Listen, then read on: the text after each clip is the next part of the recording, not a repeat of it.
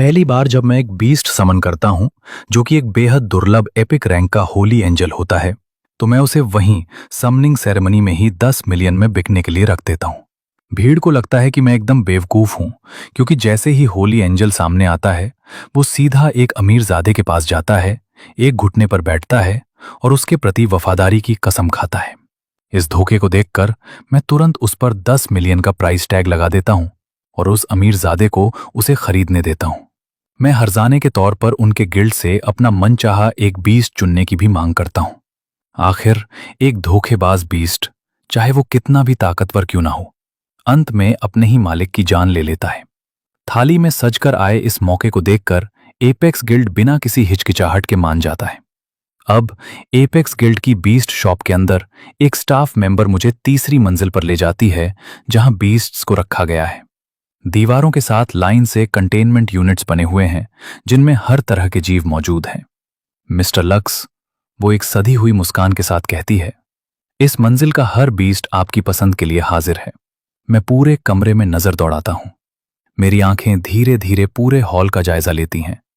वे एक ऐसे जीव पर रुकती हैं जो सिर से लेकर पैर तक गहरे लाल रंग के स्केल से ढका हुआ है। मेरा स्टेटस पैनल झिलमिलाता हुआ सामने आता है। Scale beast, potential rank elite stage 1, level tier 1। मैं आगे बढ़ जाता हूं। अगला एक चमकदार बर्फ जैसा सफेद डीमन वुल्फ है, जो अपने पिंजरे के अंदर आलस में पसरा हुआ है। Blizzard demon wolf, potential rank elite stage 6, level tier 1। मैं पूरा समय लेकर पूरे हॉल में घूमता हूं। अंत तक पहुंचते पहुंचते मेरी त्योरियां चढ़ जाती हैं। यहां मौजूद ज्यादातर बीस्ट्स कॉमन या एलीट रैंक पर ही अटके हुए हैं। हीरोइक रैंक वाले बीस्ट्स तो लगभग ना के बराबर हैं, और यहां सबसे ऊंची रैंक वाला सिर्फ एक हीरोइक स्टेज 2 का कैंडल बीस्ट है। यह मेरी उम्मीद से बहुत ही कम है। क्या यहां बस इतना ही है? मैं रुकता हूं और स्टाफ मेंबर की तरफ मुड़ता हूं। उसकी मुस्कान जस की तस रहती है। जी मिस्टर लक्स, इनके अलावा बेसमेंट में सिर्फ वो बीस्ट्स हैं जो बिक नहीं पाए, जिन्हें कोई और नहीं चाहता था। ज्यादातर में ऐसी स्थायी कमियां हैं जिन्हें ठीक नहीं किया जा सकता। उन्हें कल ठिकाने लगाने का फैसला हो चुका है। मैं सिर हिलाता हूं। चूंकि मैं यहां आ ही गया हूं, तो मैं हर कोना देखे बिना नहीं जाऊंगा। मुझे नीचे ले चलो। उसकी आंखों में हैरानी की एक चमक कौंधती है। जरूर, कृपया मेरे पीछे आइए। हम नीचे बेसमेंट की तरफ चले जाते हैं। यहां के बीस्ट्स बिल्कुल वैसे ही हैं जैसा उसने बताया था। कुछ की आंखें धसी हुई और बेजान हैं, तो कुछ साफ तौर पर अपाहिज लग रहे हैं। उनकी आंखों में एक खालीपन भरा है। मैं इन सब चीजों को नजरअंदाज करता हूं और शांत रहकर आगे बढ़ता जाता हूं। फिर जैसे ही मैं बेसमेंट के बिल्कुल आखिरी छोर के करीब पहुंचता हूं, मेरे कदम जम जाते हैं। मेरी नजर कोने में रखी एक एकदम मामूली सी कंटेनमेंट यूनिट पर जाकर टिक जाती है। अंदर एक पक्षी की तरह दिखने वाला बीस्ट है। पंख फीके पड़े हुए, हिम्मत टूटी हुई, और वो कोने में सिकुड़ कर बैठा है। Solar blade eagle, potential rank heroic stage 7, level tier 1। Negative status, कटा हुआ पंजा, banded krait venom poisoning. Growth suggestion, storm tiger की हड्डी कटे हुए पंजे को ठीक कर देगी। 7 पंखुड़ियों वाला फूल जहर का इलाज करेगा। मेरी भौं हल्की सी ऊपर उठती है। इस सोलर ब्लेड ईगल की पोटेंशियल रैंक मेरी उम्मीद से कहीं बेहतर है। हां, इसका एक पंजा कटा हुआ है और इसके शरीर में जहर दौड़ रहा है, लेकिन मेरा पैनल साफ साफ इसका इलाज बता रहा है। स्टॉर्म टाइगन की हड्डी और 7 पंखुड़ियों वाला फूल, ये दोनों ही काफी आम चीजें हैं, जिन्हें ढूंढना बहुत आसान है। इन चीजों की कीमत चुकाने के बाद भी इस सौदे में पक्का मुनाफा है। मेरे पास एक पूरी तरह से स्वस्थ हीरोइक स्टेज 7 का फाइटर होगा। इस स्टेज पर इससे बेहतर और कुछ नहीं हो सकता। मैंने अपना मन बना लिया है। मैं बस बोलने ही वाला होता हूं कि मेरी तिरछी नजर अंधेरे में और गहराई में मौजूद किसी चीज पर पड़ती है। एक अकेला एनर्जी केज, जिसकी ऊंचाई मुश्किल से एक इंसान के बराबर है, उन बड़े कंटेनमेंट यूनिट्स के बीच बिल्कुल अजीब सा लग रहा है। मैं करीब जाता हूं। मेरी पुतलियां थोड़ी सिकुड़ जाती हैं।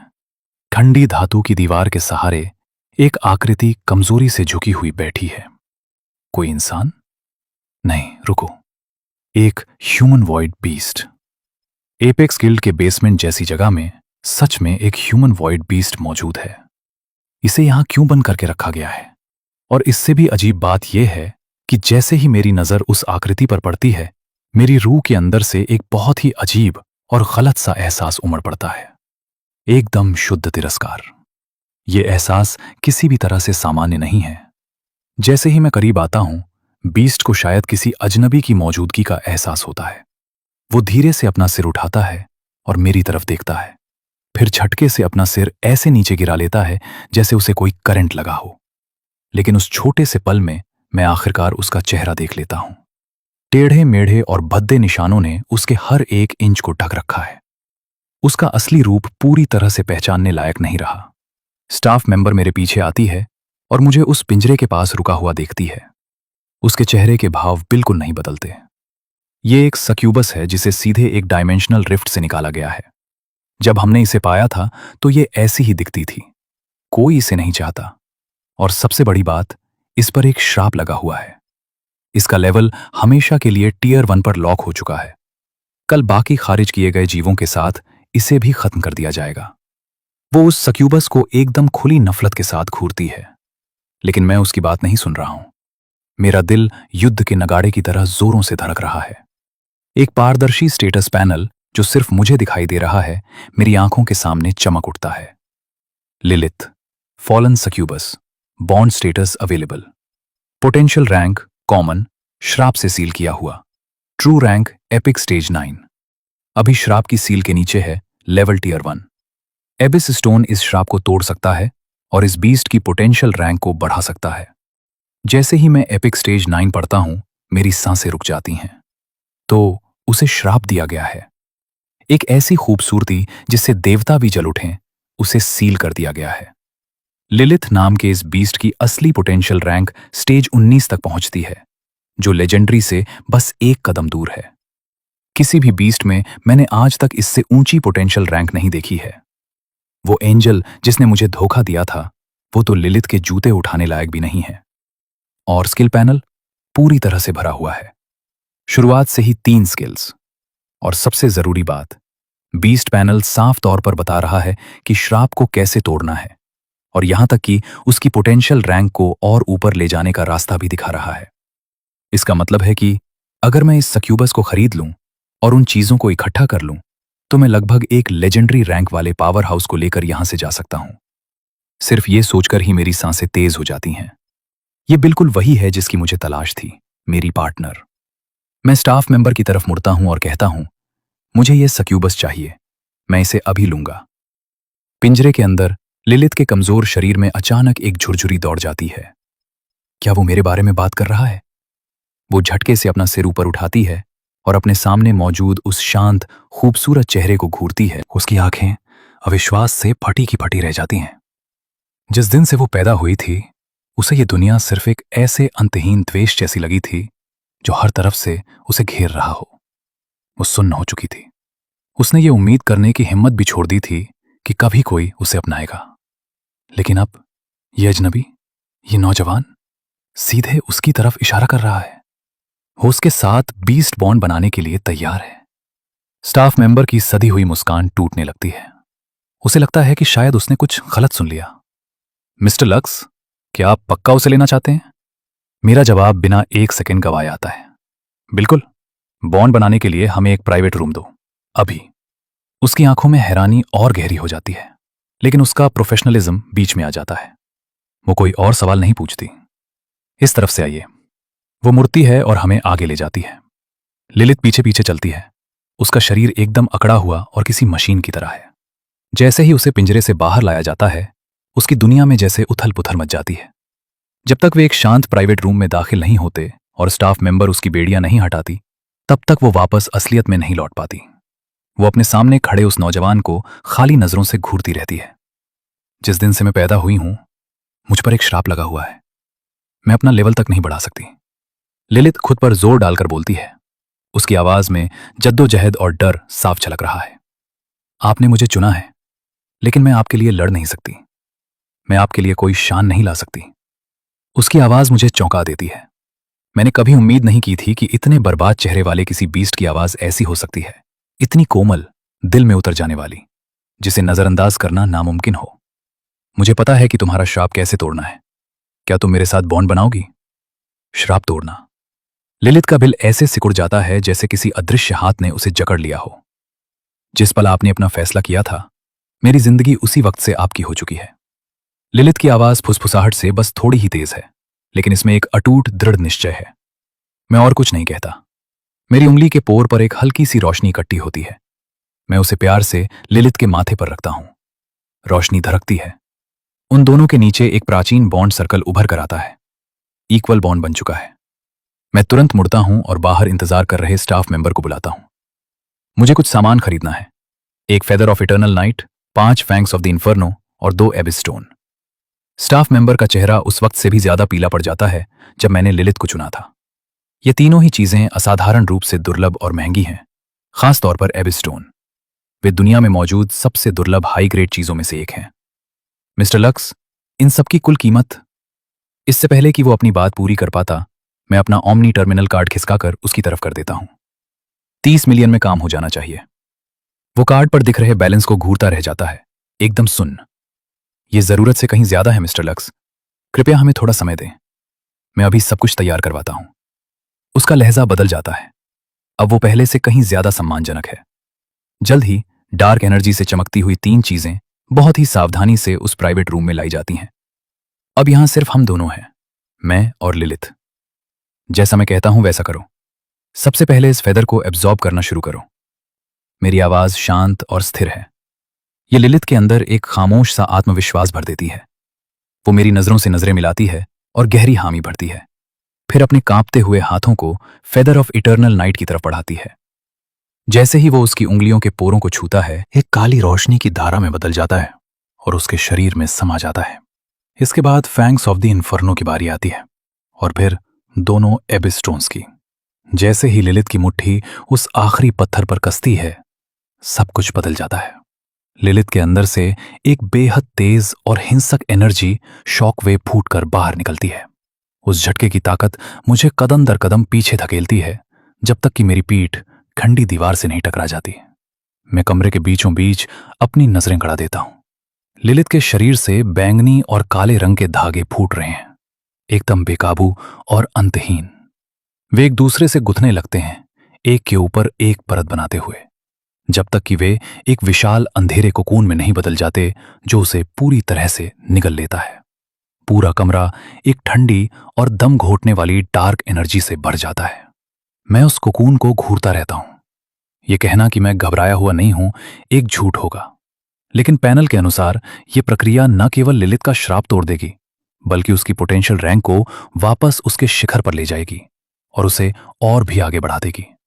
यह मेरी जिंदगी का खेला गया सबसे बड़ा दांव है। अगर यह काम कर गया तो मेरे पास एक ऐसा बीस्ट होगा जिसकी ताकत की कोई सीमा नहीं होगी। समय धीरे धीरे बीतता है। फिर अचानक कमरे में भरी हुई वो बैंगनी ऊर्जा वापस पलटती है और तेजी से उस कोकून के अंदर समाने लगती है। एक तेज चटकने की आवाज गूंजती है और कोकून की हर दरार से आंखों को चकाचौंध कर देने वाली सुनहरी रोशनी फूट पड़ती है। ये एक पल में कमरे के सारे अंधेरे को चीर कर रख देती है। मैं गहरी सांस खींचता हूं। सुनहरा रंग, लेजेंडरी रैंक। जैसे जैसे दरारें बढ़ती हैं, हर जोड़ से चकाचौंध कर देने वाली सुनहरी रोशनी धधकने लगती है, जो उस प्राइवेट रूम को ऐसे भर देती है जैसे कोई दूसरा सूरज उगाया हो। फिर एक झटके में वो कोकून फट पड़ता है। अनगिनत बैंगनी काले टुकड़े हर दिशा में बिखर जाते हैं, लेकिन हवा में ही शुद्ध ऊर्जा के कणों में घुलकर गायब हो जाते हैं। सुनहरी रोशनी ज्यादा देर तक नहीं टिकती। वो उतनी ही तेजी से वापस खिंच जाती है और उसकी जगह कुछ बहुत ही गहरा, ज्यादा अंधेरा और एक बेहद ताकतवर बैंगनी काला ऑरा ले लेता है। एक अदृश्य ऊर्जा की लहर सीधी छत को चीरती हुई ऊपर आसमान के खालीपन में गायब हो जाती है। ठीक उसी पल सिटी हॉल की इमारत में सबसे ऊपर मेयर ब्लेज अपनी चौड़ी मेज के पीछे बैठे शहर भर के हाई स्कूलों से आए सॉमनिंग सेरेमनी के नतीजों की समीक्षा कर रहे हैं। अगले ही सेकंड वो झटके से अपने पैरों पर खड़े हो जाते हैं। वो लंबे डग भरते हुए उस विशाल खिड़की के पास जाते हैं और पूर्वी जिले की तरफ अपनी पैनी नजरें गड़ा देते हैं। अभी कुछ ही पलों पहले उन्होंने एक खौफनाक ऊर्जा की एक पल भर के लिए उठने वाली लहर महसूस की थी, जो किसी समंदर की तरह विशाल और अथाह थी। और गायब होने के काफी देर बाद भी उनके दिमाग में एक बेचैनी छोड़ गई थी। कोई अंदर आओ। उनकी आवाज एक धीमा लेकिन तीखा आदेश है। ऑफिस का दरवाजा तुरंत खुलता है। वर्दी पहने एक तेज तर्रार सा दिखने वाला आदमी लंबे कदम रखते हुए अंदर आता है। क्या आदेश है मेयर साहब? तुरंत सिटी गार्ड ब्यूरो को अलर्ट कर दो। मेयर ब्लेज का लहजा लोहे जैसा सख्त है। पूर्वी जिले पर कड़ी नजर रखो। हर एक अजीब हरकत की जांच करो, खासतौर पर किसी डायमेंशनल रिफ्ट के खुलने के किसी भी सुराग की। वो मातहत तुरंत आदेश मानता है और तेजी से कदम बढ़ाते हुए बाहर निकल जाता है। ऑफिस में सन्नाटा छा जाता है।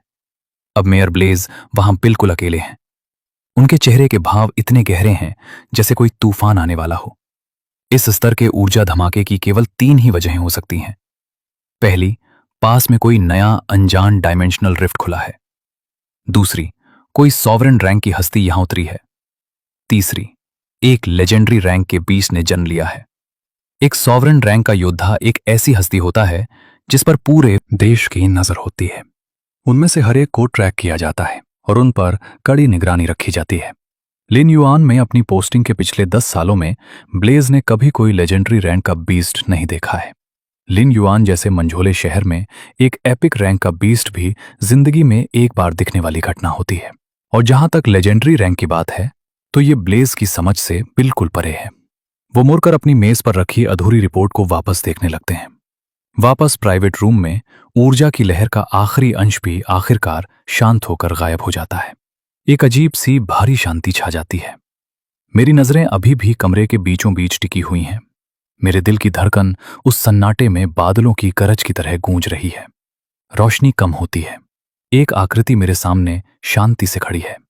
अपनी अब तक की जिंदगी में मैंने चाहे जो भी देखा हो, लेकिन इस वक्त मेरा पूरा संयम टूटकर बिखर जाता है। मेरे दिमाग में तुरंत 2 शब्द गूंजते हैं, बेहद खूबसूरत। लिलित के शरीर को ढकने वाले कांटों के वो सारे भयानक और भद्दे निशान बिना कोई नामो निशान छोड़े गायब हो चुके हैं। उनकी जगह उसकी त्वचा सफेद जेड पत्थर की तरह चिकनी और चमकदार हो गई है। उसने एक एकदम फिटिंग वाला बैंगनी काला गाउन पहना हुआ है जो उसके बदन की हर खूबसूरत बनावट को उभार रहा है। उसके घने काले बाल किसी झरने की तरह उसकी पीठ पर गिर रहे हैं। उसके सिर के दोनों तरफ से 2 पतले सीन निकले हुए हैं जो उसके डीमन होने की पहचान है। वो चेहरा जो इस दुनिया का लगता ही नहीं, जो इतना खूबसूरत है कि उस पर यकीन करना मुश्किल है। उसमें बिल्ली जैसी 2 आंखें जड़ी हैं जो शांति से मुझे निहार रही हैं। उसकी नजरों की हर हरकत में एक ऐसा प्राकृतिक आकर्षण है जो बिना किसी कोशिश के ही अपना जादू चला रहा है। उसके पीछे बैंगनी काले रंग के विशाल और शानदार तितली के पंखों का एक जोड़ा धीरे धीरे खुल और बंद हो रहा है। उनके फड़फड़ाने की हर हरकत हवा में चमकते हुए कणों की एक बारीक सी फुहार बिखेर रही है जो किसी जादुई सपने जैसा लग रहा है।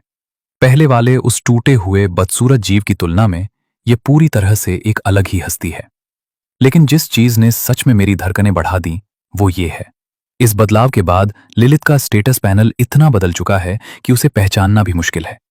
Lilith, witch of the night, potential rank, legendary stage 1, level tier 1, growth suggestion, pearl of eternal night, infernal spring water और नाइटमेयर क्रिस्टल का इस्तेमाल करने से इस बीस्ट की पोटेंशियल रैंक को और भी ऊपर ले जाया जा सकता है। मैं आग की तरह चमकते उन शब्दों लेजेंडरी स्टेज 1 को घूरता हूं और धीरे से सांस छोड़ता हूं। लगभग 30 मिलियन दांव पर लगे थे और मैं एक लेजेंडरी रैंक का बीस्ट लेकर यहां से जा रहा हूं। एकदम जैकपॉट। जब मैं अभी भी अवाक होकर उस पैनल को घूर रहा हूं, लिलित हिलती है। वो बिना कोई आवाज किए खिसकती है और ठीक मेरे सामने आकर खड़ी हो जाती है।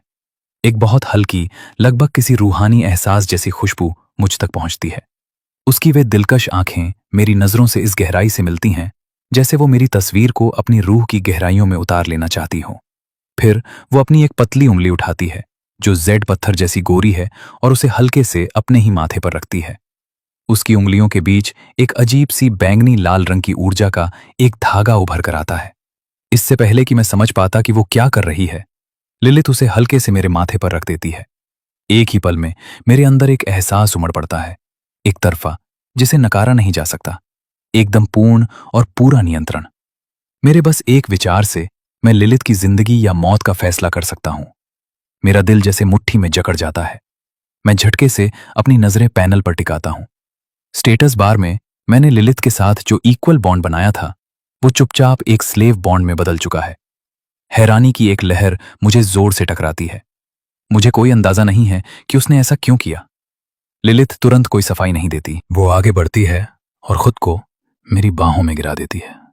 एक आवाज जो गर्माहट भरी, कोमल और हल्की सी कांपती हुई है मेरे कान में फुसफुसाती है। मास्टर, जिस पल आपने मुझे उस ठंडे अंधेरे बेसमेंट में चुना था, उसके बाद से इस दुनिया की किसी भी और चीज का कोई मतलब नहीं रह गया। आपने मुझे अंतहीन अंधेरे और निराशा से बाहर निकाला। मेरी जिंदगी, मेरा वजूद, सब कुछ आपका दिया हुआ एक तोहफा है। लिलिथ अपना गाल प्यार से मेरे कंधे पर टिका देती है। उसकी आवाज में गहरी और खामोश शांति है। तो कृपया इस सब को अपना लीजिए। मैं पूरी तरह से सुन्न पड़ जाता हूं। मेरा दिल ऐसे धड़कता है जैसे किसी बहुत भारी चीज से टकराया हो। एक ऐसी गर्माहट जिसे मैं शब्दों में बयां नहीं कर सकता, मेरे अंदर कहीं बहुत गहराई से उठती है। मैं उस एंजल के बारे में सोचता हूं जिसने सबके सामने मुझे धोखा दिया था। मुझे उसका वो पैदाइशी घमंड याद आता है, उसका वो रूखापन और परवाह न करना जो उसने दूर जाते समय दिखाया था, जैसे कि वो दुनिया का सबसे सामान्य काम हो। तो इस दुनिया का हर बीस्ट वैसा नहीं होता। तो सच्ची वफादारी का एहसास ऐसा होता है, ये धधकती हुई, एकदम शुद्ध और पूरी तरह से समर्पित भावना। लिलिथ ने जो किया है वो मुझे इस कदर भावुक कर देता है जैसा पहले कभी किसी चीज ने नहीं किया। एक ऐसी सच्चाई और भरोसा जो मैंने पहले कभी महसूस नहीं किया। यह अटूट विश्वास, इतना भारी और सच्चा, मेरे अंदर कुछ ऐसा जगा देता है जिसे मैं रोक नहीं पाता। मैं धीरे से अपना हाथ उठाता हूं और प्यार से उसे लिलिथ की पीठ पर रख देता हूं। वो इसे महसूस करती है। वो मुझे थोड़ा और कसकर पकड़ लेती है। मास्टर, आज के बाद से मैं आपके रास्ते के हर कांटे को काट दूंगी। मैं आपके सामने आने वाली हर रुकावट को दूर कर दूंगी। मैं अपनी बाहों में मौजूद उस बेहद खूबसूरत चेहरे को नीचे देखता हूं और एक मुस्कान जो पूरी तरह से सच्ची है मेरे होठों के कोने पर उभर आती है। तुम्हारा स्वागत है लिलिथ, मेरी पहली पार्टनर। जब मैं लिलिथ के साथ ऊपरी मंजिल से बाहर निकलता हूं तो पूरा हॉल शांत हो जाता है। हर एक की नजरें, चाहे वो स्टाफ हो या ग्राहक, बिना किसी कोशिश के अपने आप लिलिथ की तरफ खिंच जाती हैं। उनके चेहरे खौफ और हैरानी से भर जाते हैं। ओह माय गॉड, वो कौन है? क्या वो उसका बीस्ट है? वो किसी सपने जैसी लग रही है। वो स्टाफ मेंबर जिसने सबसे पहले मुझसे बात की थी, पास ही खड़ी है, अब पूरी तरह से जम चुकी है। वो मेरे पीछे चल रही उस बेहद खूबसूरत हस्ती को घूरती रहती है। उसका दिमाग पूरी तरह से खाली हो चुका है। क्या वो बेसमेंट वाली वही खौफनाक और टूटी हुई सक्यूबस थी? ये कैसे मुमकिन है? लेकिन सच्चाई बिल्कुल उसके सामने खड़ी है। उसके पास इस पर यकीन करने के अलावा कोई चारा नहीं है। इस वक्त वो सिर्फ एक ऐसी जबरदस्ती की मुस्कान ही ला पाती है जो किसी अंतिम संस्कार के मुखौटे से भी ज्यादा कठोर है। फिर भी वो जल्दी से दौड़कर मेरे पास आती है। मिस्टर लक्स, आपके कागजात का काम पूरा हो चुका है। आप जब चाहें जा सकते हैं। मैं सिर हिलाता हूं। मैं सीढ़ियों की परवाह नहीं करता।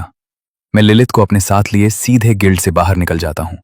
दरवाजों से मेरे ओझल होने के बाद ही स्टाफ मेंबर वापस होश में आती है। वो दौड़कर अपने टर्मिनल के पास जाती है और जितनी तेजी से उसके हाथ चल सकते हैं चेयरमैन सॉन्ग को कॉल मिलाती है। चेयरमैन साहब, कुछ हुआ है? शहर के दूसरी तरफ सॉन्ग परिवार की हवेली में विक्टर सॉन्ग स्टाफ मेंबर की रिपोर्ट सुनता है। उसकी त्योरियां थोड़ी सी चढ़ जाती हैं। तुम कह रही हो कि उस सक्यूबस ने अपना असली रूप वापस पा लिया है? इसमें कोई शक नहीं है। मैंने अपनी आंखों से देखा है। वो उस एंजल से भी ज्यादा खूबसूरत है जिसे आप लेकर आए थे। विक्टर सॉन्ग की आंखों में हैरानी की एक चमक कौंधती है और फिर उसकी चढ़ी हुई त्योरियां धीरे धीरे शांत हो जाती हैं।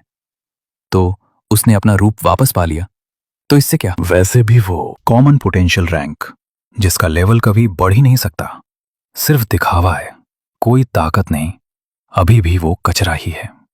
वो कॉल काटता है और उस एंजल की तरफ देखता है जो इस वक्त ताकतवर होने के लिए कुछ मटेरियल्स को एब्जॉर्ब कर रही है। वो ये बात एक मजाक की तरह बताता है और ज़ेन एक घमंडी मुस्कान के साथ सुनता है। रुको, तो उस कंगाल ने हमारे गिल्ड के सारे एलीट और हीरोइक बीस्ट को छोड़ दिया और एक खारिज किए गए जीव को चुना? ठेठ गंवार और बेवकूफ है वो मुस्कुराता है। अच्छा हुआ कि तुम मेरे पास आ गई। उस लूजर पर एक एपिक रैंक के बीस्ट को बर्बाद करना सच में एक बहुत शर्म की बात होती। उसके बगल में खड़ी वो एंजल, जिसे अब जेन ने फ्रॉस्ट नाम दिया है, इस पूरी बातचीत को सुनती है और अपने उसी ठंडे और रूखे लहजे में बोलती है। जो कोई भी सिर्फ रूप रंग देखकर अपना फैसला करता है, वो कभी सच में ताकतवर नहीं बन सकता। वो अपनी ठुड्डी को थोड़ा ऊपर उठाती है, उसकी बर्फीली नीली आंखों में अपने पुराने मालिक के लिए गहरी हिकारत है। तो लक्स नाम का वो इंसान बिल्कुल वैसा ही ओछा और मूर्ख है जो एक सक्यूबस के बहकावे में आ गया। अच्छा हुआ कि मेरा उसके साथ कोई बॉन्ड नहीं बना। ऐसे मालिक के पीछे चलना एक एंजल होने की पवित्र महिमा को कलंकित कर देता। विक्टर सॉन्ग अपने बेटे और उस एंजल को देखता है और तसल्ली से सिर हिलाता है। हाँ, एक असली लीडर में यही समझ और ठहराव होना चाहिए। फिर उसका लहजा गंभीर हो जाता है। नेशनल बीस्ट एग्जाम में अब सिर्फ 1 हफ्ता बचा है। अपनी पहचान बनाने का यह तुम्हारे पास सबसे बड़ा मौका है।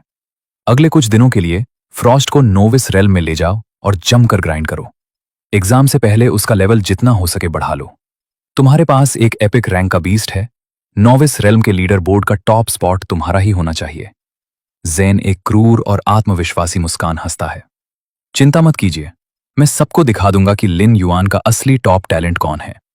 जब एक इंसान और एक बीस्ट गिल्ड से बाहर निकलते हैं तो आसमान में शाम का धुंधलका छाने लगता है। मैं अपने बगल में लिलित को लिए घर की तरफ चल पड़ता हूं। मेरा घर एक पुराने रिहायशी इलाके में है। छोटा है पर साफ सुथरा है, बस थोड़ा खाली सा है। 3 साल पहले मेरे माता पिता एक डायमेंशनल रिफ्ट को एक्सप्लोर करने के मिशन पर मारे गए थे। वे मुझे और मेरी बहन रेन को एक दूसरे का ख्याल रखने के लिए छोड़ गए थे। अब रेन बहुत दूर राजधानी में पढ़ाई कर रही है और इस घर में सिर्फ मैं हूं। मैं दरवाजा खोलता हूं। वही जानी पहचानी खामोशी मुझे घेर लेती है। जहां चाहो बैठ जाओ, अब से यही तुम्हारा घर है। लिलित हिलती नहीं है। वो प्रवेश द्वार पर चुपचाप खड़ी रहती है। उसकी नजरें घर के सादे सामान पर घूमती हैं और आखिरकार मेरी पीठ पर टिक जाती हैं। घर, ये शब्द उसके लिए एकदम पराया है। अंधेरे में पैदा होने से लेकर एक पिंजरे में बंद रहने तक उसने कभी नहीं जाना कि कहीं का होने का मतलब क्या होता है, जब तक ये नौजवान उसकी जिंदगी में नहीं आया था।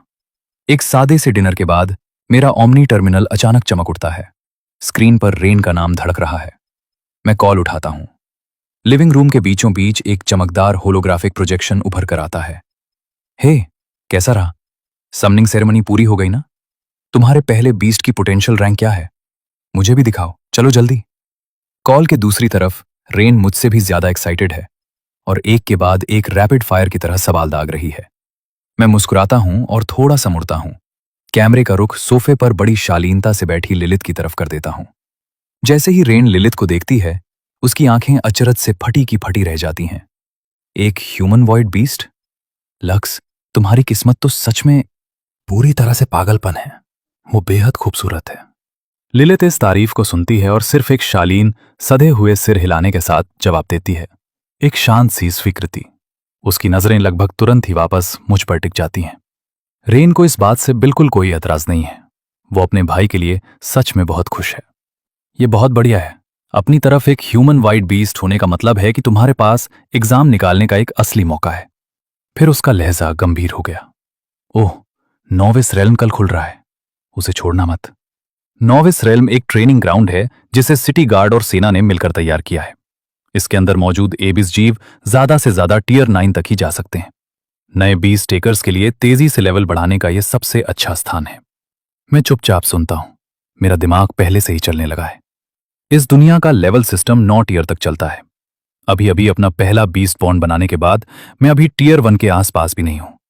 एक पूरी तरह से नौसिखिया। इसलिए खुद को जितनी तेजी से संभव हो आगे बढ़ाना ही इस वक्त सबसे ज्यादा मायने रखता है। सही कहा, नोविस रेल्म साल में सिर्फ 3 दिन के लिए ही खुलता है। लीडर बोर्ड पर एक ऊंची रैंक तुम्हारे एग्जाम स्कोर को भी बढ़ा देगी, लेकिन जब तुम वहां जीवों को मार रहे होगे और पॉइंट्स इकट्ठा कर रहे होगे तो सुरक्षित रहना। समझ गए ना?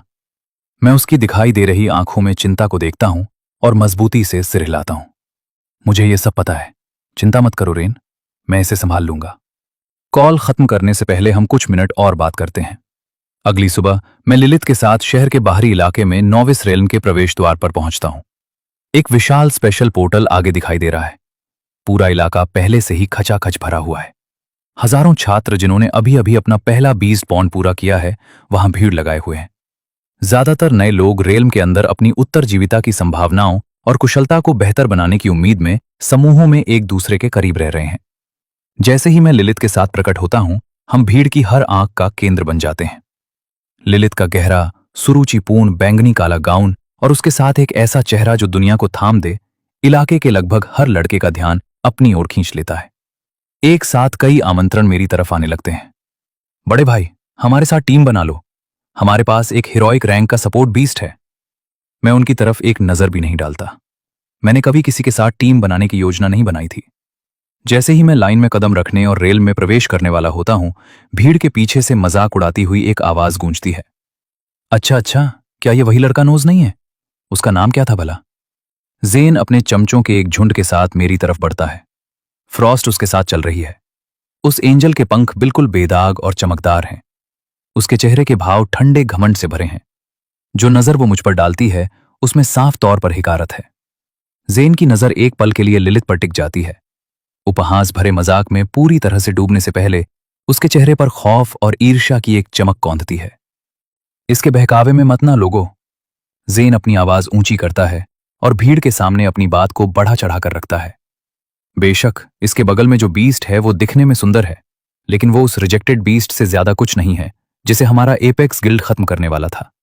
कॉमन पोटेंशियल रैंक, लेवल हमेशा के लिए लॉक, सिर्फ दिखावा है, कोई ताकत नहीं, एक पूरी तरह से सजावटी चीज। ये शब्द किसी बम की तरह गिरते हैं। भीड़ में फुसफुसाहट शुरू हो जाती है।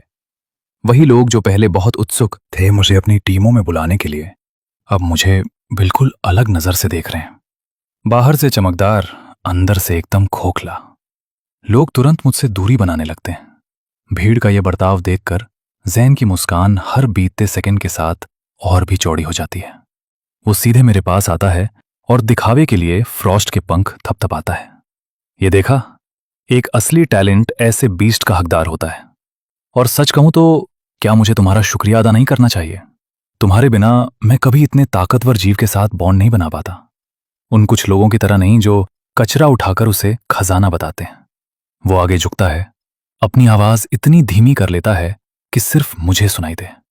उसके लहजे में जहर घुला हुआ है। तुम्हें कोई अंदाजा नहीं है कि फ्रॉस्ट मेरे साथ कितनी बेताब रहती है। हम दोनों एक दूसरे से अलग नहीं हो सकते। वो तुम्हारे साथ कभी इतनी खुश नहीं थी जितनी मेरे साथ है। मैं उसकी नजरों से नजरें मिलाता हूं, ठहरे हुए पानी की तरह एकदम शांत। इस दुनिया में शब्दों से लड़ना सबसे फालतू काम है। मुझे कोई परवाह नहीं है, लेकिन लिलित को है। उसके शरीर से हड्डियों को कपा देने वाला एक जानलेवा इरादा छलकने लगता है। उसकी खूबसूरत बिल्ली जैसी आंखें एकदम गहरी और अथाह हो जाती हैं और ज़ेन पर टिक जाती हैं। मैं लिलित के जज्बातों में आए इस बदलाव को महसूस करता हूं। मैं अपना हाथ बढ़ाता हूं और प्यार से उसकी ठंडी उंगलियों को अपनी मुट्ठी में थाम लेता हूं। उसके शरीर में एक हल्की सी सिहरन दौड़ जाती है और वो लगभग बेकाबू हो चुका जानलेवा इरादा एक ही पल में गायब हो जाता है। वो अपनी आंखें उठाकर मेरी आंखों में देखती है। उसकी आंखों की ठंडक पिघलकर एक शांत झील जैसी गर्माहट में बदल जाती है। मैं कुछ नहीं कहता, मैं बस उसकी तरफ अपना सिर हिला देता हूं। किसी बेवकूफ से बहस करना कभी फायदेमंद नहीं होता। अपनी ऊर्जा बचाकर रखो। एक बार जब हम रेल्म के अंदर पहुंच जाएंगे तो हम इसका हिसाब नतीजों और रेल्म पॉइंट से चुकता करेंगे। लिलित तुरंत समझ जाती है। वो ज़ेन पर ध्यान देना बंद कर देती है और अपने हाथों को मेरे हाथों में हल्के से फंसा लेती है। अपने कोमल शरीर को मेरी तरफ सटा लेती है। फिर वो अपनी नजरों को बस हल्का सा, लगभग आलस से ज़ेन के पीछे खड़ी फ्रॉस्ट की तरफ घुमाती है। ये हरकत बिना एक शब्द कहे सब कुछ कह देती है। ये मेरा है। मैं अपना हाथ छुड़ाने की कोशिश करता हूं, लेकिन उसकी पकड़ ऐसी है जो छूटने का नाम नहीं ले रही। मैं कुछ बार कोशिश करता हूं और कोई फायदा नहीं होता। अंत में मैं बस उसे ऐसे ही रहने देता हूं। ये पल ज़ेन को एक तमाचे की तरह लगता है। उसका चेहरा गुस्से से भद्दा और लाल हो जाता है। यह कैसे मुमकिन है कि एक कंगाल, एक पूरी तरह से हारा हुआ इंसान को इतना खूबसूरत बीस्ट मिल जाए जो खुद उस पर जान छिड़क रही हो, जबकि उसकी खुद की एपिक रैंक की एंजल, चाहे वो कितनी भी आज्ञाकारी क्यों ना हो, उससे एक ठंडी और छुई न जा सकने वाली दूरी बनाए रखती है।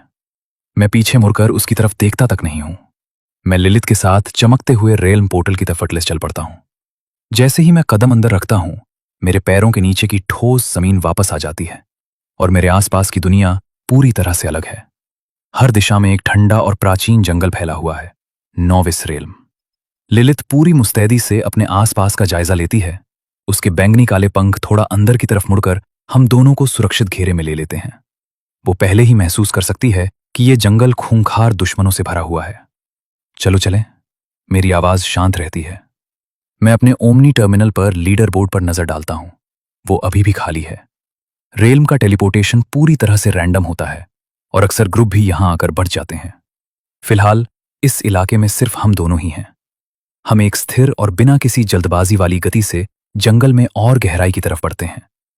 लिलित अपनी इंद्रियों को पूरी तरह से खुला रखती है, हर आहट और हरकत को पकड़ रही है हमारे आसपास। फिर लगभग 10 मिनट बाद मैं बिखरी हुई चट्टानों के एकदम मामूली से ढेर के पास रुक जाता हूं। लिलित उलझन में मेरी तरफ देखती है।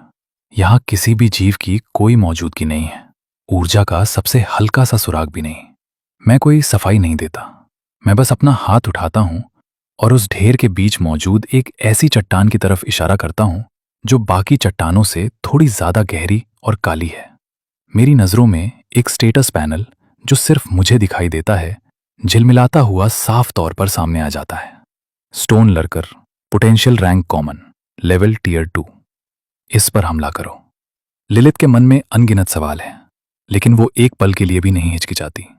हवा में एक हल्की सी भिनभिनाहट होती है।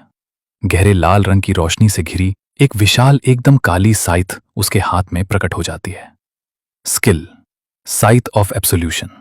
नरक की गहराइयों में ढाली गई एक साइथ। इसका ब्लेड नरक जैसी लाल रोशनी में लिपटा है। इससे लगे किसी भी घाव को एक तय समय तक भरा या ठीक नहीं किया जा सकता।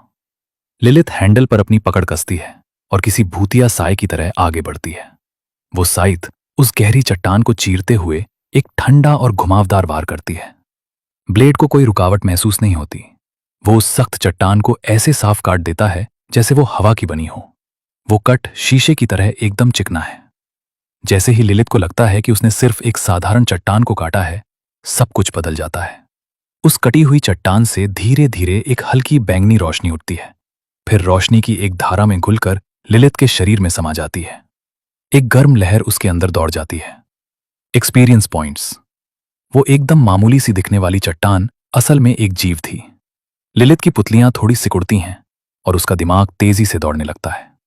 इस तरह के जीव जो भेस बदलने में माहिर होते हैं, नए बीस टेमर्स के लिए जानलेवा जाल होते हैं। वे ऐसी कोई ऊर्जा नहीं छोड़ते जिसे पकड़ा जा सके। सिर्फ एकदम सटीक वृत्ति से ही उन्हें मुश्किल से पकड़ा जा सकता है। अगर कोई तुम पर घात लगाकर हमला कर दे तो उनका एक वार तुम्हारी पूरी टीम का सफाया कर सकता है। लेकिन उसका मास्टर। लिलित मुड़कर उस शांत खूबसूरत चेहरे को देखती है।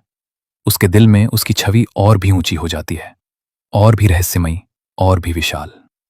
चलो चलें, समय कम है। मैं फिर से आगे बढ़ता हूं। नॉविस रेल्म हर दिन सिर्फ 6 घंटे ही चलता है। अगर हम तेजी से आगे बढ़ना चाहते हैं तो हमारे पास बर्बाद करने के लिए समय नहीं है। इसके बाद जो होता है, लिलित अपनी आंखों से देखती है कि एक खौफनाक बढ़त होने का असली मतलब क्या होता है। मेरे एकदम सटीक निशानों की मदद से लिलित का साइथ ऑफ एब्सोल्यूशन मुश्किल से ही रुकता है।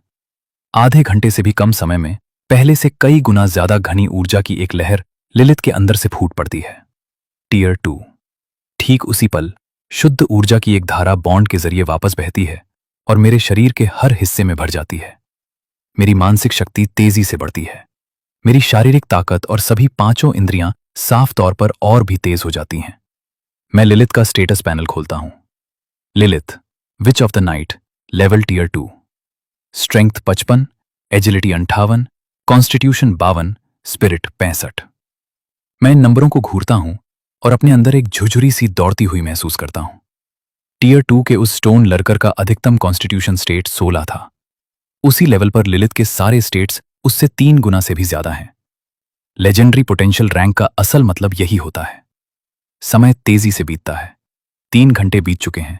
हमारे आसपास का रेल्म अब बदल चुका है। पेड़ अब ज्यादा घने हो गए हैं और हवा में मौजूद ऊर्जा ज्यादा भारी और जंगली हो गई है। हम पहुंच चुके हैं रेल्म्स के मिड जोन में। रास्ते में 70 से ज्यादा जीव लिलित की साइथ के शिकार हो चुके हैं। मेरे रेल्म्स पॉइंट्स लीडर बोर्ड में लगभग सबसे ऊपर पहुंच चुके हैं। मास्टर, आगे कुछ बहुत ताकतवर है। लिलित अचानक रुक जाती है। उसके चेहरे के भाव तीखे हो जाते हैं। मैंने पैनल के जरिए उसे पहले ही देख लिया है। आगे कुछ ही दूरी पर फैले हुए एक धुंधले दलदल में एक शैडो कोलोसस सर्पेंट छिपा बैठा है। Potential rank elite stage 9, level tier 7। एक टीयर 7 का एलीट चीफ। रेल्स में आने के बाद से हमारा सामना अब तक के सबसे ऊंचे लेवल वाले जीव से हुआ है। इस स्टेज पर नए बीस टेमर्स के लिए ऐसी किसी चीज को हराना लगभग नामुमकिन है। क्या तुम इसे संभाल लोगी? मैं लिलित की तरफ देखता हूं। लिलित के उस बेहद खूबसूरत चेहरे पर डर का एक नामो निशान भी नहीं है। इसके बजाय वो अपनी जीभ की नोक को हल्के से अपने गहरे लाल होठों पर फेरती है। आपके लिए रास्ता साफ करना मेरे लिए सम्मान की बात है मास्टर। ये शब्द मुश्किल से उसके मुंह से निकलते ही हैं कि वो वहां से गायब हो जाती है। अगले ही पल वो दर्जनों मीटर दूर दलदल के किनारे पर फिर से प्रकट होती है।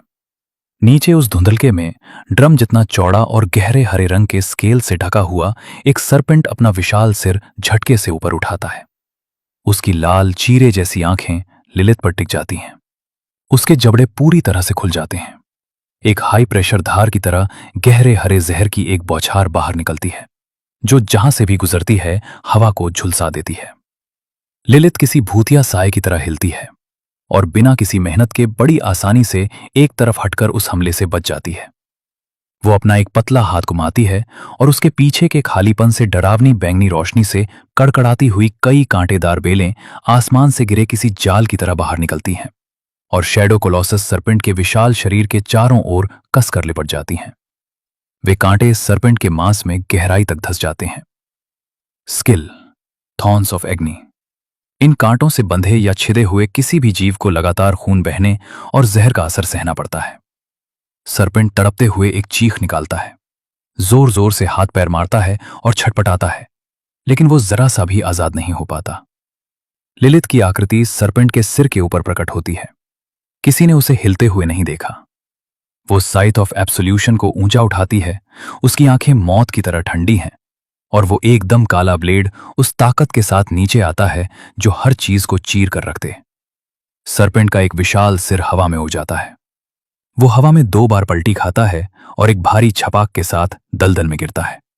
उसका विशाल बिना सिर वाला शरीर एक पल के लिए तड़पता है, फिर पूरी तरह से शांत हो जाता है। सरपेंट की लाश से ऊर्जा का एक घना गोला बाहर निकलता है और पूरी तरह से लिलित के अंदर समा जाता है। लिलित से निकलने वाला ऑरा तेजी से चढ़ता है। ऊर्जा की शक्तिशाली लहरें हर दिशा में फैल रही हैं। टीयर 6। ठीक उसी पल फीडबैक ऊर्जा की एक और भी ज्यादा शुद्ध धारा बॉन्ड के जरिए मेरे शरीर में बहने लगती है। मैं इसे साफ महसूस कर सकता हूं। मेरी मानसिक शक्ति और शारीरिक ताकत एक और लेवल ऊपर जा चुकी है। मैं अपने टर्मिनल पर रेल्म पॉइंट्स चेक करता हूं। 25,000 पॉइंट्स। लीडर बोर्ड पर पहला स्थान। लेकिन यह कहीं से भी काफी नहीं है। पॉइंट्स तो मेरे लिए बस एक बोनस है। ग्राइंडिंग और लेवल अप करना असल में यही मायने रखता है। और गहराई में मैं 1 सेकंड के लिए भी नहीं रुकता। लिलित के साथ रेल्म में और आगे की तरफ बढ़ जाता हूं। कहीं और रेल्म के विशाल खुले मैदानों की गहराई में जेन नुकीली चट्टानों के एक झुंड के पीछे दुबका हुआ है। पास ही एक विशाल गुफा को घूरते हुए उसकी आंखें चमक रही हैं। अंदर एक छोटी पहाड़ी के आकार का एक जीव जो गहरे लाल रंग के बालों से ढका है, गहरी नींद में सो रहा है। Blood rage lion. Potential rank elite stage 9, level tier 7। और उस शेर के पीछे गुफा के अंदर गहराई में कुछ अजीब से पौधे हल्की लाल रोशनी के साथ चमक रहे हैं, जो गुफा की हवा में झूल रहे हैं। Blood blooms. पूरे 3। जेन की सांसें तेज हो जाती हैं। उसकी आंखों में लालच भर जाता है। ब्लड ब्लूम्स एक दुर्लभ मटेरियल जो टीयर 9 से नीचे के किसी भी बीस्ट के स्ट्रेंथ स्टेट को बेतहाशा बढ़ा देता है। किसी भी बाजार में इसकी कीमत अनमोल है। फ्रॉस्ट, अंदर जाओ और उन फूलों को उठा लाओ। जेन फुफकारते हुए आदेश देता है। उस एंजल की बर्फीली नीली आंखों में हिचकिचाहट झलकती है। वो उस शेर के अंदर मौजूद खूंखार ताकत को महसूस कर सकती है। अगर वो जाग गया तो अंजाम सोच से भी परे होगा। जाओ अभी। तुम किस बात से डर रही हो? उसे हिचकिचाते देख जेन का चेहरा बेसब्री और क्रूरता से ऐंठ जाता है। तुम एक एपिक रैंक की एंजल हो। तुम एक एलीट रैंक के जानवर से डर रही हो। ये मत भूलना कि तुम्हें उस लूजर से किसने बचाया और एक असली मौका दिया। तुम्हारी मेरी बात टालने की हिम्मत कैसे हुई? फ्रॉस्ट के पंख हल्के से कांपते हैं। आखिर में वो हार मान लेती है। वो अपनी सारी पवित्र रोशनी को समेट लेती है और एक सफेद साए की तरह गुफा में खिसक जाती है, एकदम खामोश। जेन बाहर इंतजार करता है। उसका दिल जोरों से धड़क रहा है। कुछ सेकंड बाद फ्रॉस्ट वापस दिखाई देती है। तीनों ब्लड ब्लूम्स उसके हाथों में हैं। जेन का चेहरा जंगली खुशी से खिल उठता है, लेकिन जैसे ही वो चुपचाप वहां से खिसकने के लिए मुड़ता है, सब कुछ धमाके से फट पड़ता है। एक बहरा कर देने वाली दहाड़ पूरे मैदान को चीर देती है। ब्लड रेज लॉयन जाग चुका है। उसकी खूंखार आंखें जेन और फ्रॉस्ट पर टिक जाती हैं। उसके अंदर से जानलेवा गुस्सा एक भौतिक लहर की तरह बाहर निकल रहा है।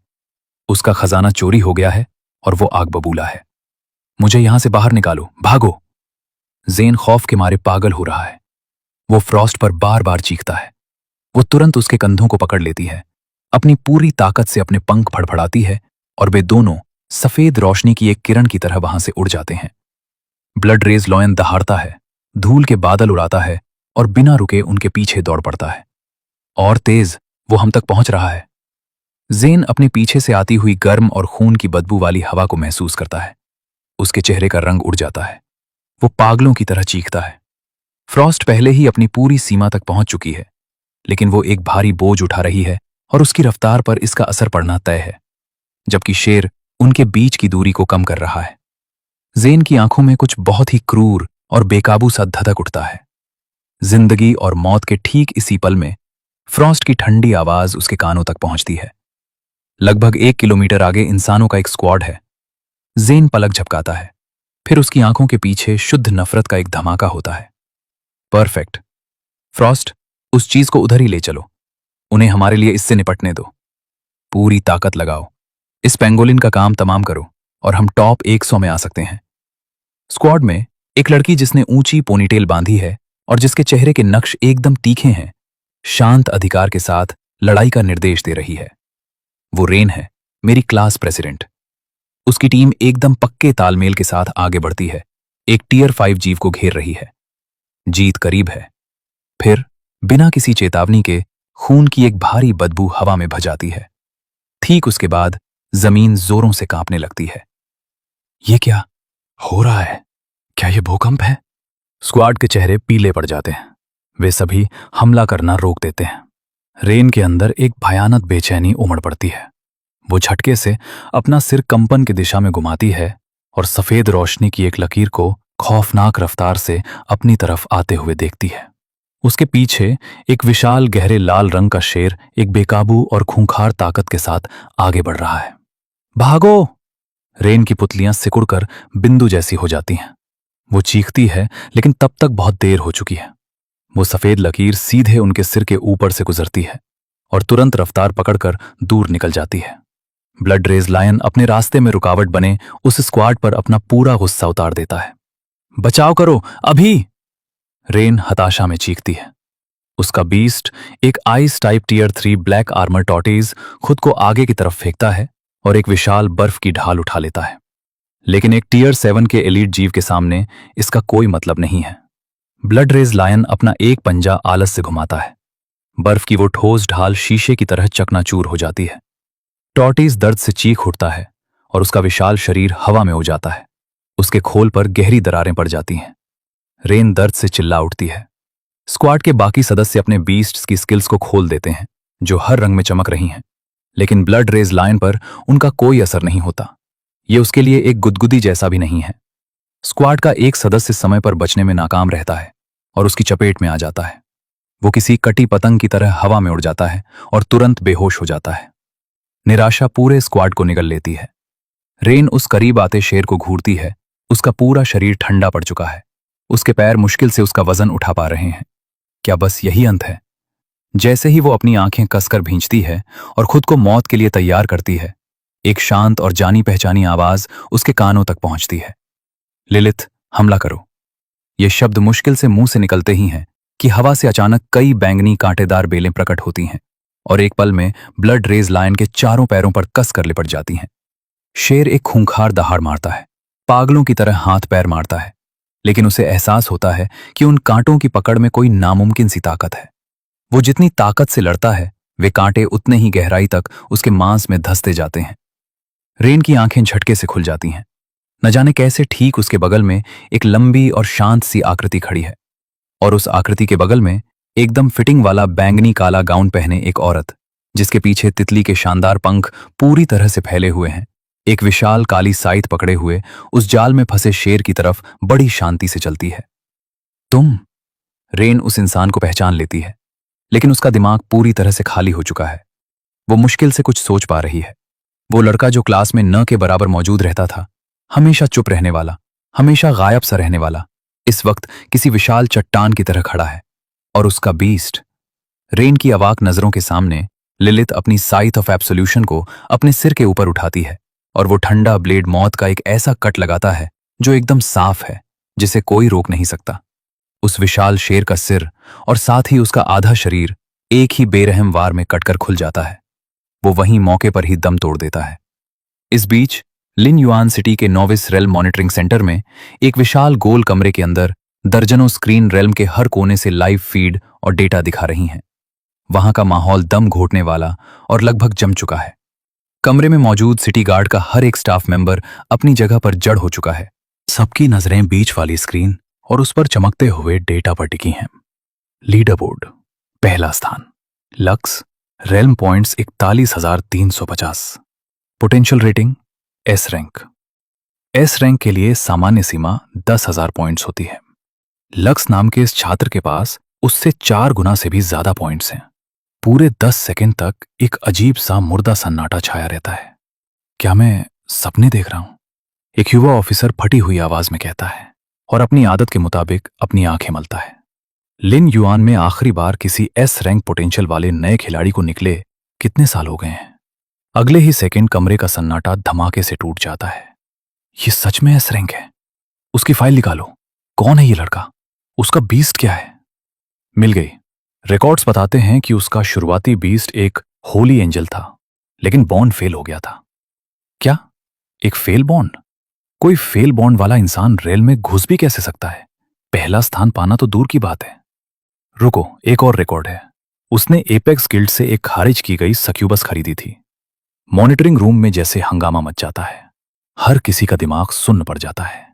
एक बच्चा जिसका बॉन्ड फेल हो गया था, जो सिर्फ एक खारिज किया गया बीस्ट ही खरीद सकता था, वो न जाने कैसे नोविस रेल्म के अंदर तबाही मचा रहा है। Director Ming main control station पर बैठे हैं।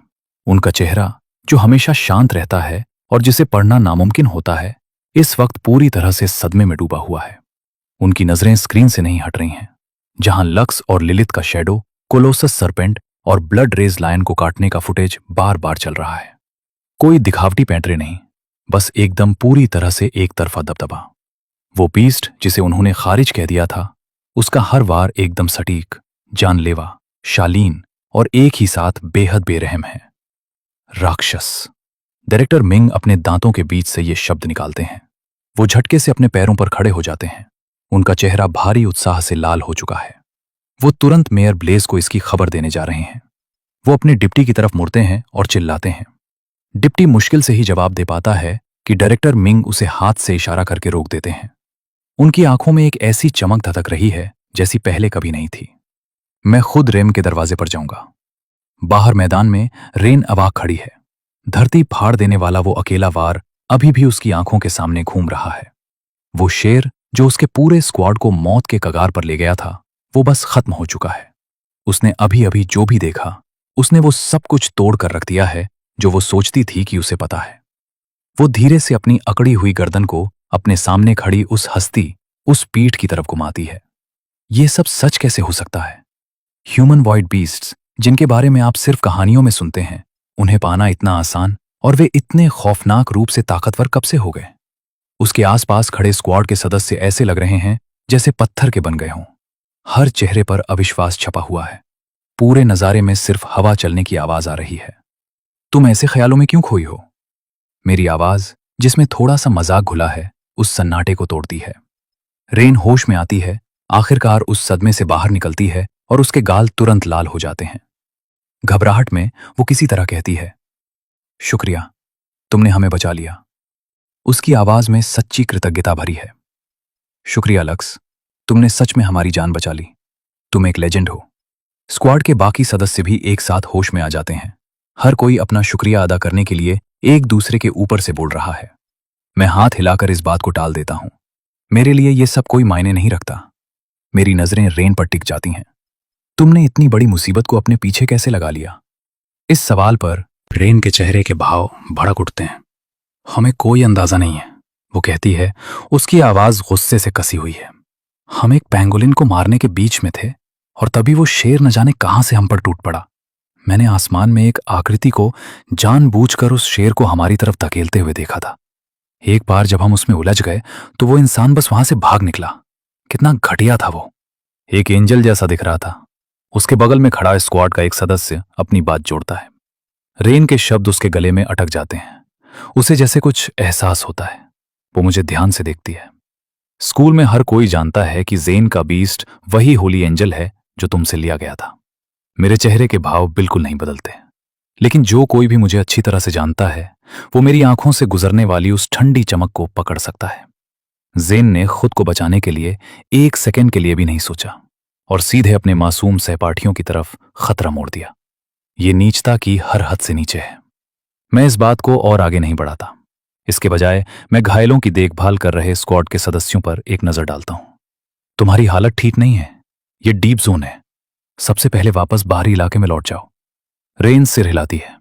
वो जानती है उनकी मौजूदा हालत में डीप जोन में रुकना मौत को दावत देने जैसा है। हम अभी चलते हैं। वो मेरी तरफ देखती है। तुम दोनों का क्या? मैं मुस्कुराता हूं। मैं अपने टर्मिनल पर चल रहे काउंटडाउन पर नजर डालता हूं। अभी काफी समय बचा है। हम थोड़ा और अंदर जाने वाले हैं। रेन का मुंह थोड़ा सा खुलता है। वो जैसे कुछ कहना चाहती है। तो फिर अपना ख्याल रखना। मैं सिर हिलाता हूं और इसी के साथ हम विदा लेते हैं। बिना एक बार रुके मैं लिलित के साथ रेल्म के सबसे गहरे हिस्सों की तरफ बढ़ जाता हूं। आज का रेल्म बंद होने में 2 घंटे से भी कम समय बचा है। हम अपनी रफ्तार धीमी नहीं कर सकते। रेन तब तक देखती रहती है जब तक कि उस आकृति का आखिरी निशान भी नजरों से ओझल नहीं हो जाता। उसके बाद ही वो अपनी नजरें हटाती है। उसके सीने में कुछ ऐसा उमड़ता है जो बहुत उलझा हुआ है और जिसका कोई नाम नहीं है। वो लड़का जो कभी किसी को दिखाई नहीं देता था, जिस पर किसी का ध्यान नहीं जाता था, वो कब इतना बड़ा हो गया कि अब उसे सिर उठाकर देखना पड़ रहा है। लिन युआन सिटी हॉल में सबसे ऊपर मेयर के ऑफिस में माहौल भारी है। मेयर ब्लेज खिड़की के पास खड़े हैं। उनके हाथ पीठ के पीछे बंधे हैं और वो पूर्वी जिले की तरफ देख रहे हैं। अभी भी कुछ नहीं? उनकी आवाज धीमी है जिसमें एक खामोश सी थकान है। उनके पीछे सिटी गार्ड कमिश्नर थॉर्न गंभीरता से अपना सिर हिलाते हैं। मेयर साहब, कल रात उस ऊर्जा लहर के उठने के बाद हमने तुरंत पूरे पूर्वी जिले की छानबीन की। कोई नया डायमेंशनल रिफ्ट नहीं मिला। किसी भी हाई रैंकिंग योद्धा के इस इलाके में आने का कोई रिकॉर्ड नहीं है। कमिश्नर थॉर्न की आवाज में भी उलझन भरी है। वो ऊर्जा विशाल और गहरी थी, लेकिन वो एक ही पल में गायब हो गई, लगभग किसी भ्रम की तरह। लेकिन एक हेवन रैंक के योद्धा के तौर पर मेयर ब्लेज ने उसे गलत महसूस नहीं किया होगा। वो कुछ नहीं कहते। उनकी पैनी आंखों में खामोश सोच की एक चमक कौंधती है। अनजान चीजें हमेशा सबसे ज्यादा बेचैन करने वाली होती हैं। वो वापस मुड़ते हैं और अपनी कुर्सी पर बैठ जाते हैं। इसे अभी के लिए छोड़ दो। अलर्ट जारी रखो। रेल्म कैसा चल रहा है? क्या इस साल कोई होनहार टैलेंट सामने आ रहा है? इस बात का जिक्र होने पर कमिश्नर थॉर्न थोड़े शांत होते हैं, लेकिन उनके चेहरे पर निराशा की एक झलक है। अब तक सबसे अच्छा प्रदर्शन सॉन्ग परिवार के लड़के जेन सॉन्ग का रहा है, बस 6000 पॉइंट से थोड़ा ऊपर। बीस्ट एक एपिक रैंक की होली एंजल है। उसकी पोटेंशियल रेटिंग ए रैंक तक पहुंच चुकी है। ए रैंक किसी भी और साल में इसे सबसे बेहतरीन माना जाता, लेकिन मेयर ब्लेज बस एक ना के बराबर सुनाई देने वाली आह भरते हैं। लिन युआन में काफी लंबे समय से कोई असली जीनियस सामने नहीं आया है। 3 साल पहले आखिरकार हमें एक एस रैंक पोटेंशियल वाला छात्र मिला था और कैपिटल यूनिवर्सिटी ने उसे किसी इनाम की तरह झपट लिया था। वो यहां उनके समय की कुछ सबसे शानदार उपलब्धियों में से एक थी, और उसके बाद कुछ नहीं। किसी भी शहर का भविष्य उसके युवाओं पर निर्भर करता है। बिना किसी नए टॉप टियर टैलेंट के लिन युआन आसपास के शहरों के साथ मुकाबले में और भी पिछड़ता चला जाएगा। जैसे ही ऑफिस वापस उस भारी सन्नाटे में डूबता है, दरवाजा झटके से खुलता है और एक इंसान लड़खड़ाते हुए अंदर आता है। ये नोविस रेल मॉनिटरिंग सेंटर के डायरेक्टर मिंग हैं, जो बुरी तरह हाँफ रहे हैं। उनके चेहरे पर सदमे, अविश्वास और मुश्किल से रोकी गई खुशी का एक अजीब सा मिला जुला भाव है। उन्हें देखकर कमिश्नर थॉर्न की त्योरियां चढ़ जाती हैं। तुम्हें क्या हुआ? मेयर ब्लेज हमेशा शांत रहने वाले इस इंसान की तरफ देखते हैं। सांस लो, मुझे साफ साफ बताओ हुआ क्या है। डायरेक्टर मिंग जोर से थूक घूंटते हैं, अपने जोरों से धड़कते दिल को शांत करने की कोशिश करते हैं। मेयर साहब, हमें एक और एस रैंक पोटेंशियल मिल गया है। ये शब्द कमरे में किसी बिजली की तरह गिरते हैं। कमिश्नर थॉर्न के चेहरे के भाव जम जाते हैं। मेयर ब्लेज, जो अपनी कुर्सी पर पीछे की तरफ झुके हुए थे, झटके से सीधे हो जाते हैं। तुमने क्या कहा? तुम्हें पक्का यकीन है कि तुमने गलत नहीं पढ़ा? डायरेक्टर मिंग जोर से सिर हिलाते हैं। वो अपने ओमनी टर्मिनल पर डेटा स्क्रीन खोलते हैं। उनके हाथ उत्साह से कांप रहे हैं और वो इसे उन दोनों के सामने कर देते हैं। पूरी तरह से यकीन है, मैंने खुद देखा है। लक्स नाम का वो छात्र, उसके रेल्म पॉइंट्स पहले ही 40,000 पार कर चुके हैं। Potential rating S rank. जैसे ही मैंने डेटा देखा, मैं सीधा यहां खबर देने भाग आया। मेयर ब्लेज डेटा स्क्रीन को घूरते रहते हैं। उनकी सांसें पूरी तरह से रुक जाती हैं। 40,000 पॉइंट्स, जो सीमा से कई गुना ज्यादा हैं। एक सन्न कर देने वाले सन्नाटे के बाद मेयर ब्लेज अपनी हथेली जोर से मेज पर मारते हैं और झटके से खड़े हो जाते हैं। उनके संयम का हर एक कतरा गायब हो जाता है और उसकी जगह एक कच्ची बेकाबू खुशी ले लेती है।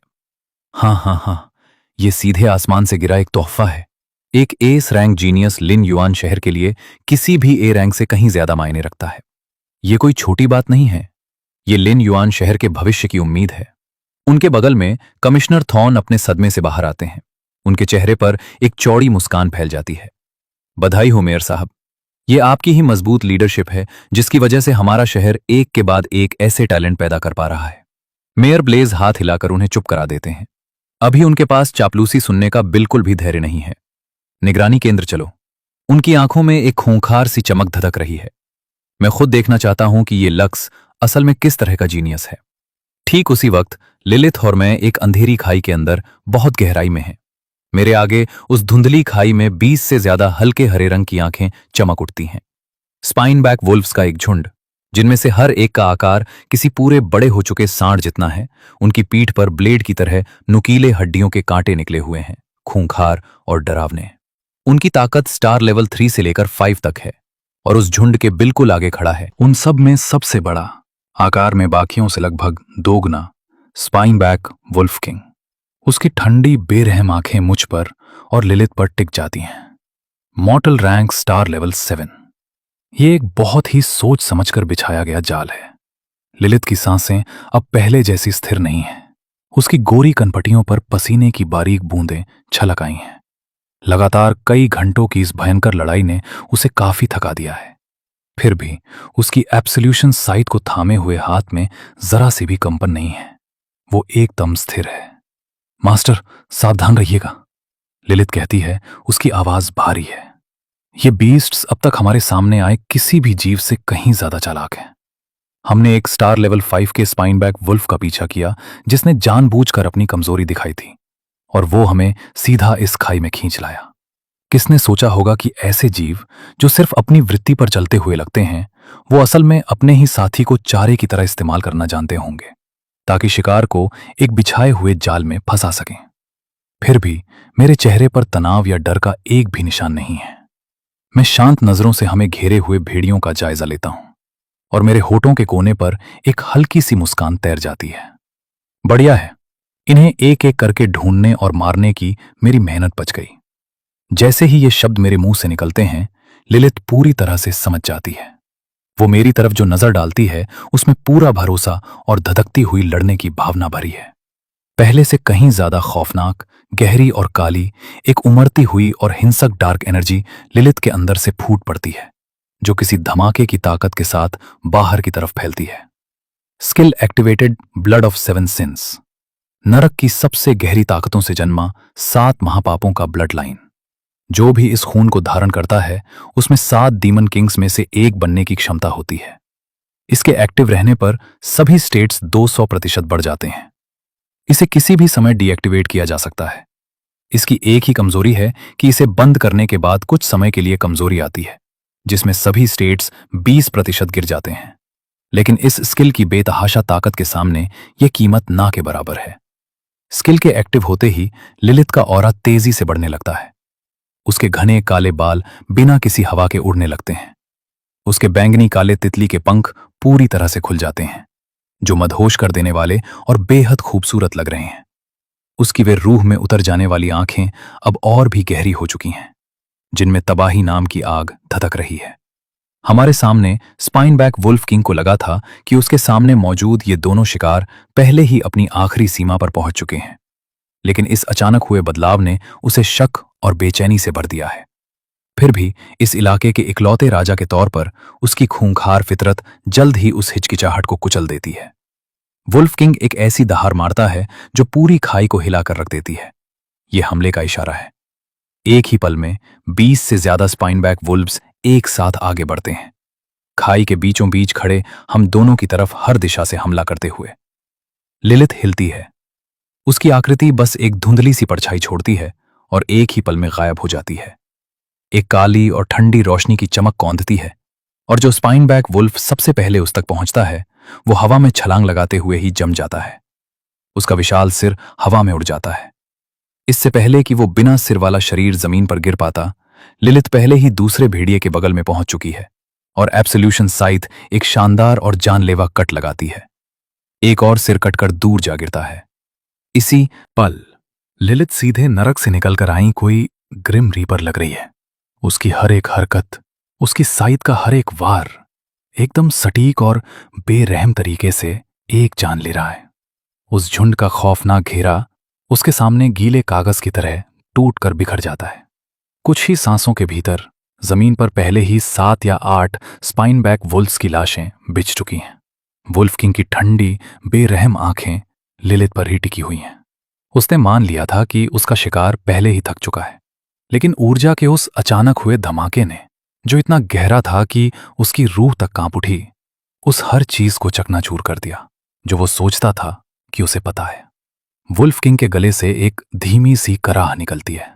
उसका विशाल शरीर अपने आप ही आधा कदम पीछे हट जाता है। डर, एक ऐसा एहसास जो उसने बहुत लंबे समय से महसूस नहीं किया था, पहली बार उसके सीने में फैलने लगता है।